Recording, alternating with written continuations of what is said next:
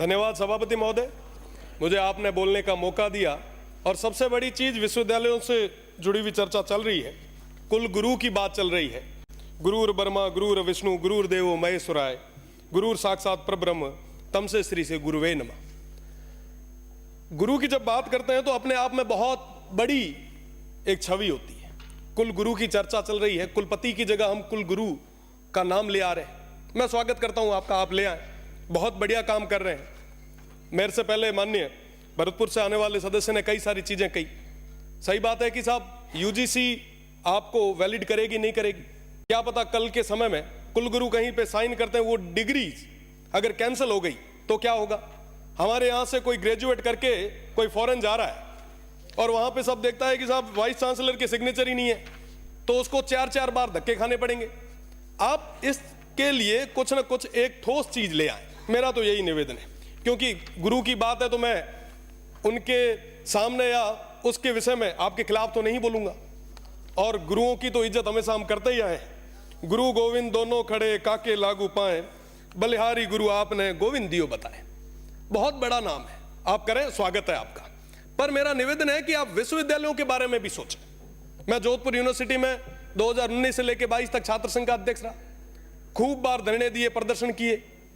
एक बार की मैं आपको बात बता रहा हूं कि पिछली बार पेंशनर जो है, जो लगभग अपना पूरा जीवन वहां पे निकाल के आते हैं, वो सारे लोग बुजुर्ग, हरिमोहन जी साहब सबसे वरिष्ठ हैं। हरिमोहन जी साहब 70, 75 साल के हमारे जो बुजुर्ग हैं, जिन्होंने पूरा जीवन दिया है, वो सड़कों पे आए, धरने दिए। मैंने कहा क्या हुआ साहब, तो कह रहे हैं कि साहब हमने पूरा जीवन इस संस्था को दे दिया, आज के समय में ये संस्था हमें पेंशन तक नहीं दे पा रही।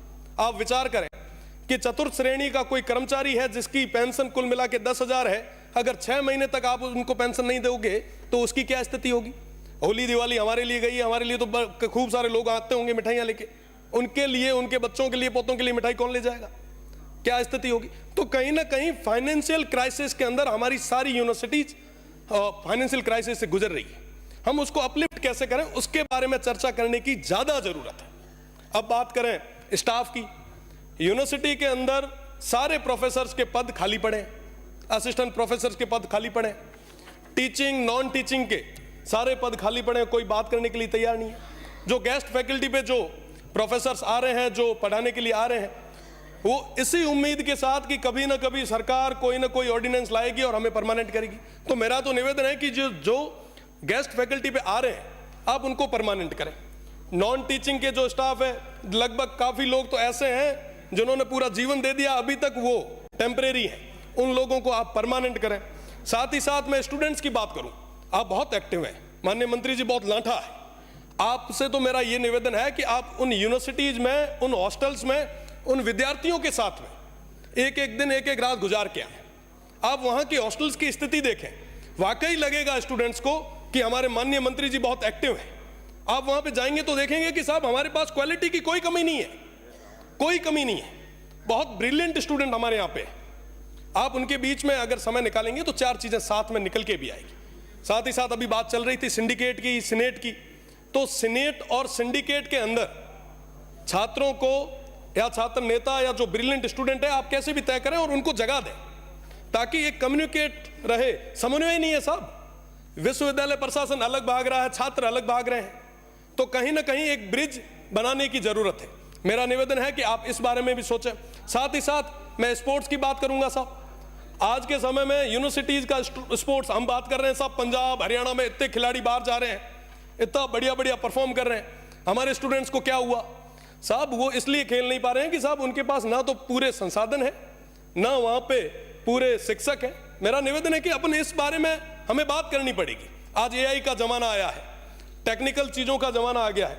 हमारे बच्चे आज के समय में ग्रेजुएट होके बेरोजगार होते जा रहे हैं। एक लंबी फेरियस्त हमारे पास, एक दिनों दिन ये आंकड़ा बढ़ता जा रहा है। साहब हमें विचार करना पड़ेगा कि हम जिस ओर जा रहे हैं, क्या वो रास्ता सही है। साथ ही साथ मेरा तो यही विशेषकर निवेदन माननीय मंत्री जी से रहेगा कि आप वहां जाएं।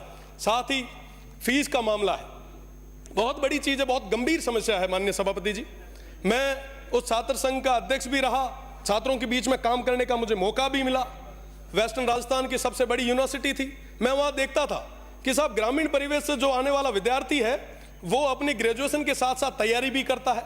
कई सारे हमारे भाई ऐसे हैं जो कहीं ना कहीं काम भी कर रहे हैं, पार्ट टाइम जॉब भी कर रहे हैं। आप उन पे फीस बहुत ज़्यादा तरीके से बर्डन डाल रहे हैं। आप विचार करें कि पिछले 2 साल पहले मैं एक बार देख रहा था, अखबार देख रहा था, उसमें लिखा हुआ आया कि साहब 4 गुना हमने फीस बढ़ा दी। इस तरीके से अगर हम फीस लाते गए तो साहब ग्रामीण परिवेश से आने वाला वो विद्यार्थी है, वो कहाँ जाएगा, वो कैसे तैयारी करेगा? तो कहीं ना कहीं उनके हितों के बारे में भी सोचने की जरूरत है। साथ ही साथ क्लासेज वगैरह की अगर मैं बात करूं, लगभग सभी विश्वविद्यालय से निकल के आए हैं, हमारे मनीष भाई हंस रहे हैं। तो मनीष भाई आप देखते होंगे कि कहीं पे भी क्लासेज पूरे तरीके से नहीं लग रही। आज हमारे स्टूडेंट्स जो है वो परेशान हो रहे हैं। अगर बात करें प्रोफेसर से तो कहते हैं कि साहब स्टूडेंट नहीं आ रहे, स्टूडेंट कहते हैं कि साहब प्रोफेसर नहीं आ रहे। तो ये जो सिस्टम है इसको सही करने की जरूरत है। और मैं दावे के साथ कह रहा हूं कि अगर हमने समय रहते इस सिस्टम को सही नहीं किया तो कोलैप्स हो जाएगा ये सिस्टम। आज के समय में हम यहाँ पे जितने भी सदस्य बैठे हैं, कई सारे हमारे जो वरिष्ठ सदस्य हैं वो छात्र संघ से जीत के आए हैं और निश्चित रूप से छात्र संघ चुनाव जो है वो बहुत ज्यादा जरूरी। मैं सभापति महोदय आपके माध्यम से सरकार का ध्यान आकर्षित करना चाहूंगा, अगर छात्र संघ चुनाव नहीं होते तो पश्चिमी क्षेत्र के, पश्चिमी राजस्थान के उस रेगिस्तानी क्षेत्र से निकल के मेरा जैसा एक जो मध्यम परिवार से आने वाला विद्यार्थी है वो यहाँ पे नहीं बैठ पाता। तो निश्चित रूप से आप लोग भी सारे लगभग हम एक लोअर मीडियम फैमिली से आते हैं।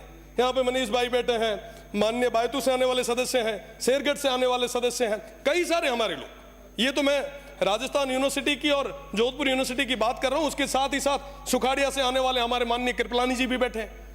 तो निश्चित रूप से ये छात्र संघ चुनाव होंगे तो नए युवाओं को राजनीति में आने का एक मौका मिलेगा। और निश्चित रूप से अगर आपको लग रहा है कि साहब चुनाव सही नहीं हो रहे तो आप उसके ऊपर कहीं ना कहीं 4 नियम ज्यादा लगाएं, लॉ एंड ऑर्डर को मेंटेन करने के लिए फोर्स ज्यादा लगाएं, पर छात्र संघ चुनाव कराएं ताकि नए युवाओं को आगे आने का मौका मिले।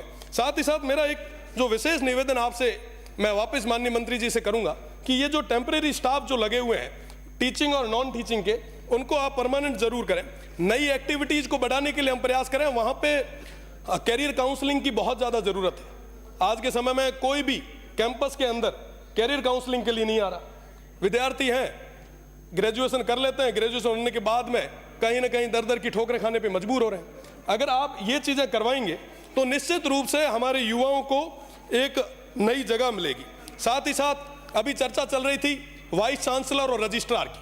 साहब मुझे कहते हुए बड़ा दुख होता है, माननीय भरतपुर से आने वाले सदस्य ने तो खुल के नहीं कहा, पर मैं सामने एक पट्टी लगी हुई देख रहा हूं, उस पर लिखा हुआ है कि भैया जो बोल रहे हो सत्य बोलो। और मैं सत्य बोल रहा हूं कि जो बड़ी अटैची लाता है उसको वाइस चांसलर बनाते हैं। वाकई जो ये कोई भी हो, कोई भी राज आया, चाहे पक्ष हो चाहे विपक्ष हो, निश्चित रूप से जो जितनी बड़ी अटैची लाता है उसको बड़ी यूनिवर्सिटी का चार्ज दे दिया जाता है। आप विचार करें, क्या वाकई वो बड़ी अटैची वाले कुलगुरु जैसे पद पे बैठने लायक है क्या? आप साहब बात करें रजिस्ट्रार की, कुलपति की, साहब ये तमाम लोग जो हैं इनको तो विश्वविद्यालय में अपना टेन्योर निकालना है। कुलपति का टेन्योर 3 साल का होता है, वो बड़ी अटैची दे के आते हैं, उनको तो ये लगता है कि साहब 3 साल में कैसे वापस इकट्ठा करें और जाएं। साहब इस दौर में सबसे बड़ा नुकसान किसको हो रहा है? हमारे इस प्रदेश को हो रहा है, हमारी आने वाली पीढ़ी को हो रहा है। आखिर उसका गुनहगार कौन है? अगर हमारे युवाओं और हमारी इस शिक्षा नीति को पूरी तरीके से खत्म किया जा रहा है तो इसका गुनहगार कौन? गुनहगार हम लोग यहां पे बैठे हुए 200 के 200। क्योंकि साहब ये चीज हो रही है, हम देख रहे हैं, पर भी हम चुप बैठे हैं, हम मौन बैठे। आखिर कब तक चलेगा ऐसे? साहब इन यूनिवर्सिटीज को बचाएगा कौन? हमारी इस शिक्षा की जो नीति है, ये जो संस्थाएं हैं, इनको बचाएगा कौन? बचाने के लिए लोगों ने हमें भेजा यहाँ पे, और माननीय मंत्री जी बिना तो हाथा जोड़ी करे थोरो है कि साहब आप इस ओर देखें, वरना वाकई ये सिस्टम लैप्स हो जाएगा। साहब रजिस्ट्रार और वाइस चांसलर को कोई लेना देना नहीं है, वो ठोक ठोका के अपने घरों घर चले जाते हैं। वो बेचारे जो नीचे बैठे स्टाफ है वो दुख के आंसू रोते हैं। वो कहते हैं कि साहब हम हमारी व्यथा कहाँ है, किसके आम? साहब कोई बात सुनने के लिए तैयार नहीं है, इनकी बड़ी बड़ी पहुंच है। मेरा तो निवेदन है कि आप एक एक दिन आप सर्किट हाउस में मत रुकिए, आप यूनिवर्सिटीज में रुकिए। उन युवाओं के बीच में नवाचार आएगा साहब, नए क्वालिटीज के लड़के आगे आएंगे, आपके लिए रिसर्च करने वाले लड़के आपको मिलेंगे। आप तो उनको आगे लाएं निश्चित रूप से आप जो आज कुल गुरु का जो कर रहे हैं, मैं आपको धन्यवाद देता हूं, पर कुल गुरु के साथ साथ यूनिवर्सिटी को अपलिफ्ट कैसे करें उसके लिए भी बात करें। हमारी कॉलेजेस के अंदर आज के समय में ज्यादातर प्रोफेसर्स के पद जो है वो खाली पड़े, आप उनको भरें। साहब घना ही बेरोजगार आ रही, बहुत बड़ी गातो नहीं मीना, बड़ा हुआ ना, अपलिफ्ट करो। बहुत बहुत धन्यवाद। जय हिंद, जय भारत।